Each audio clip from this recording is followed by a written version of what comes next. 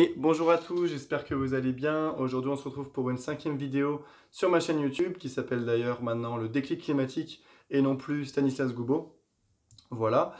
Donc dans cette vidéo, nous allons parler des centrales thermiques. Donc tout d'abord, leur place dans le monde et en France, puis nous verrons comment ça marche tout simplement, et enfin nous comparons les différentes technologies, les avantages et les inconvénients. Donc c'est parti.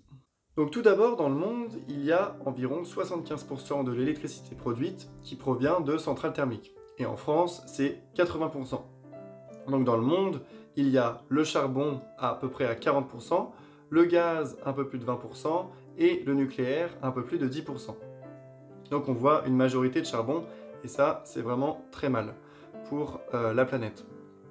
Alors qu'en France, on a une immense majorité de nucléaire.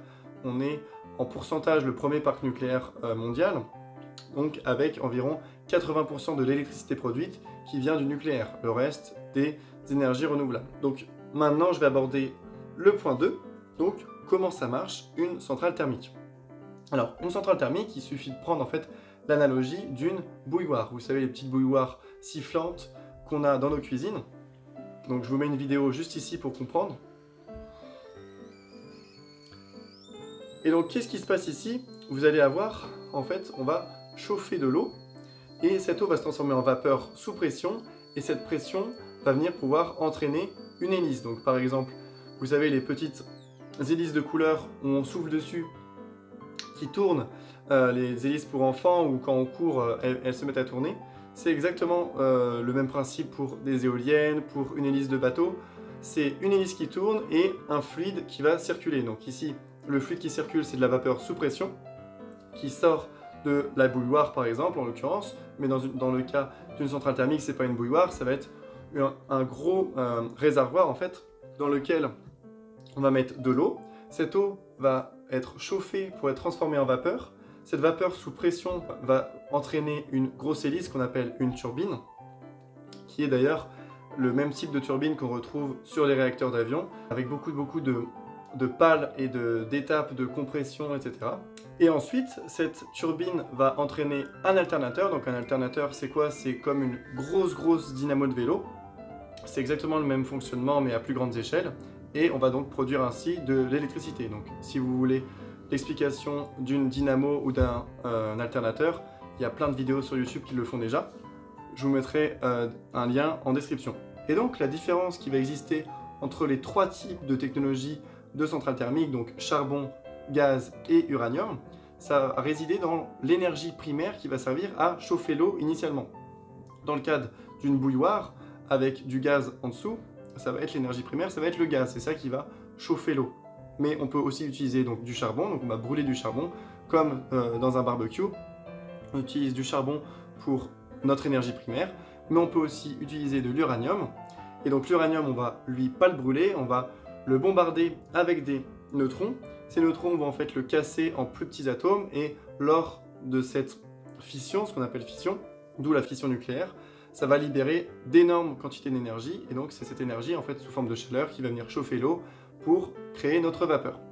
Et donc j'attaque donc le grand 3, la comparaison de ces différents types de technologies. Donc le charbon, le gaz et le nucléaire vont avoir des avantages et des inconvénients. Si je commence par le charbon a le gros avantage d'être la technologie la moins chère. Mais l'énorme inconvénient d'être la technologie qui va émettre le plus de CO2, avec environ 1 kg de CO2 par kilowattheure produit, à comparer avec le gaz environ 2 fois moins, 500 g de CO2 par kilowattheure produit, et le nucléaire beaucoup moins, étant donné que le nucléaire en fonctionnement n'émet aucun CO2, ça va être juste à la fabrication de la centrale, et donc en cumulé, ça fait environ 10 grammes de CO2 par kilowattheure produit avec du nucléaire. Donc c'est l'énorme avantage du nucléaire, mais l'inconvénient du nucléaire, ça va être son coût par rapport au charbon ou au gaz. Le coût du nucléaire va être plus élevé et en fait est aujourd'hui de plus en plus élevé car il est aussi de plus en plus sûr. En fait, c'est la sécurité, toutes les normes de sécurité et les redondances qui existent dans une centrale nucléaire. Donc les redondances, c'est quoi? C'est qu'on va en fait doubler les organes vitaux d'une centrale nucléaire, par exemple tous les générateurs de secours, des pompes, des alternateurs, tout ce qu'on veut, ça va être doublé voire triplé en cas de panne, en fait, en cas de panne, la centrale pourra toujours fonctionner et donc on n'aura pas d'incident nucléaire comme on a pu avoir à Tchernobyl ou à Fukushima. Donc c'est comme si vous, dans votre corps, on avait deux cœurs. Si on a une crise cardiaque sur un des cœurs, on peut toujours prendre le relais avec l'autre cœur et on reste vivant. Donc par exemple pour nos poumons c'est le cas, il y a une redondance des poumons. Donc s'il y en a un qui est percé ou autre, l'autre peut prendre le relais, on peut toujours vivre. En revanche, s'il y a un problème sur le cœur, c'est fatal, on ne peut plus rien faire. On meurt. Et bien sûr, l'autre inconvénient du nucléaire, ça va être les déchets radioactifs, étant donné qu'en fait, une centrale nucléaire va utiliser de l'uranium, donc on va faire une fission de l'uranium, il va donc y avoir des nouveaux éléments créés, en fait des plus petits atomes, qui sont les produits de fission. Et ces produits de fission sont radioactifs, donc je ferai une vidéo sur la radioactivité pour expliquer tout ça. Et donc, ces déchets radioactifs doivent être enfouis dans le sol, donc ça c'est le gros inconvénient. Mais l'avantage, c'est que, certes, ils sont enfouis dans le sol, mais ils ne dérangent personne. Ils ne tuent personne, ils ne blessent personne, si ce n'est que, bon, certes, on enfouit des déchets dans le sol, c'est quand même pas terrible d'un point de vue durable. Mais de l'autre côté, on a le charbon, et le gaz, mais si je reprends l'exemple du charbon qui est massivement utilisé aujourd'hui, le charbon a le gros inconvénient d'émettre donc certes du CO2, donc beaucoup de gaz à effet de serre, mais aussi du dioxyde de soufre, du dioxyde d'azote, des suies, donc des suies c'est, vous savez, les petites particules noires qui sont qu'on retrouve dans une cheminée à la fin d'une combustion, ce sont en fait des produits de combustion, ce qui ne peut pas être brûlé, et donc ces suies vont par exemple se déposer sur de la neige, en fait en voyageant dans l'atmosphère, elles sont très légères, elles peuvent se déposer sur de la neige et cette neige va venir fondre étant donné que, en fait, vu que c'est noir, on peut très bien comprendre, le soleil qui devait se réfléchir normalement sur la neige va en fait être en partie absorbé et va faire fondre cette neige et donc ça fait fondre de la neige, de la glace. Bref, il n'y a vraiment pas que le CO2 émis par les centrales à charbon qui est nocif, il y a aussi d'autres gaz à effet de serre, d'autres suies qui vont contribuer à un réchauffement de la planète. Et donc c'est en fait un choix de pollution où on décide de créer des déchets radioactifs qu'on enfouit et finalement ils font de mal à personne mais c'est pas terrible, ou alors on décide d'émettre du CO2, des particules fines, des suies, et donc tout ça, ça va provoquer des maladies respiratoires, donc pour tout ce qui est particules fines, ça va accentuer le réchauffement climatique, étant donné que le réchauffement climatique aujourd'hui est principalement causé par les émissions de gaz à effet de serre causées par le charbon, donc surtout le CO2.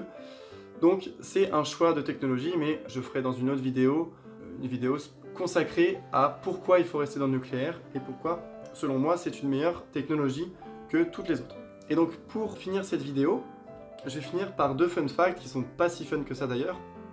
Le premier, c'est pour se rendre compte de l'ordre de grandeur de la quantité de charbon consommé par une centrale. Donc si je prends la dernière centrale à charbon construite en Allemagne, étant donné que l'Allemagne, je le rappelle, a décidé de sortir du nucléaire, donc doit compenser par une autre centrale thermique, et quelle centrale thermique elle choisit? Le charbon. Et donc si je prends par exemple la dernière centrale à charbon construite en Allemagne, d'Athènes, étant donné que l'Allemagne sort du nucléaire, donc elle doit choisir un autre type de technologie pour ses centrales thermiques, elle a choisi le charbon.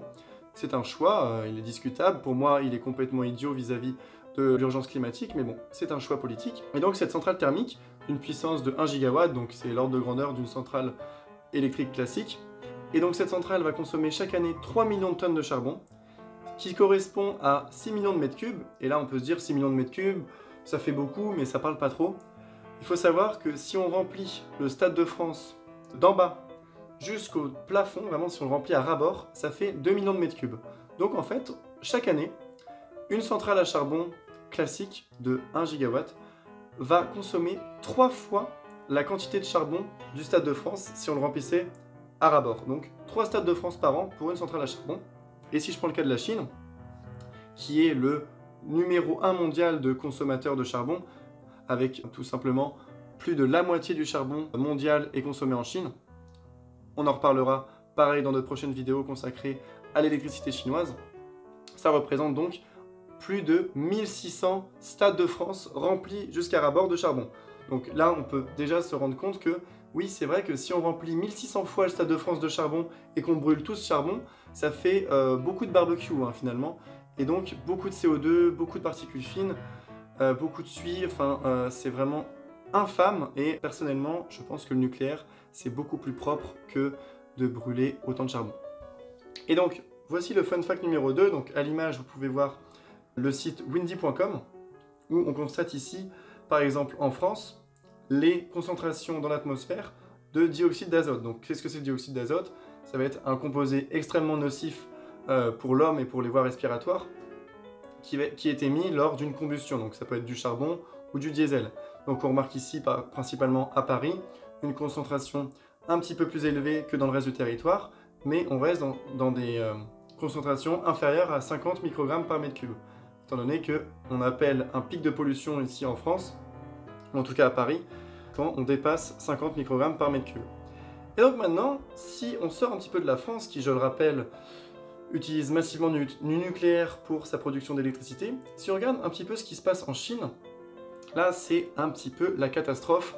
On voit des taux ici supérieurs parfois à 100, 200 microgrammes par mètre cube toute l'année, donc eux ils sont vraiment dans des pics de pollution 4 fois supérieurs à nos seuils maximum qu'on a notamment à Paris.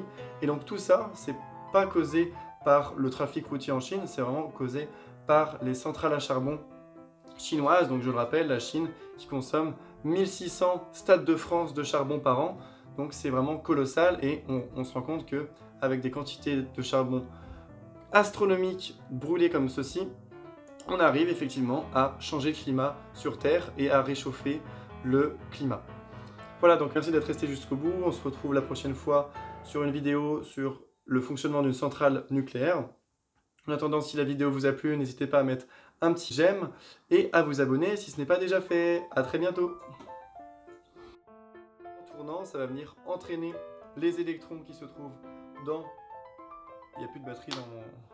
Il n'y a plus de batterie vraiment là. Tout s'éteint, tout s'éteint. Tout s'éteint, putain, j'en peux plus.